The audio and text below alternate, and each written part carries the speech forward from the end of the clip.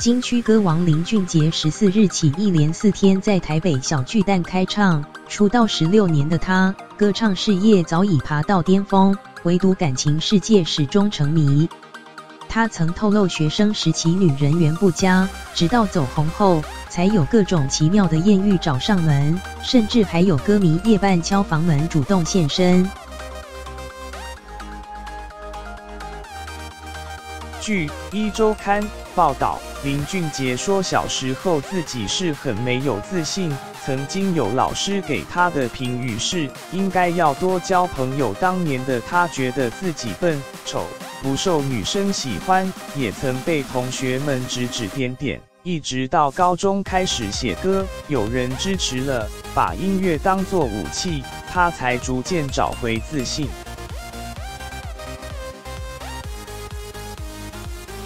他透露，走红后曾有遇过歌迷半夜敲门想现身，也有在夜店碰到女生要求合照，趁着快门按下瞬间，女方嘴直接亲了上来，事后还把照片 PO 上网，甚至也有人当着众目睽睽手就勾上来，让他面露尴尬，百口莫辩。林俊杰无奈说，做这动作是很喜欢我吗？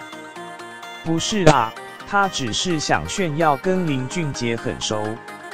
也因为如此，他曾暴怒说，有段时间我很讨厌女性，觉得女人怎么这么贱，也对自己生气，气自己为何随便就给别人电话，似乎就是烂好人的写照。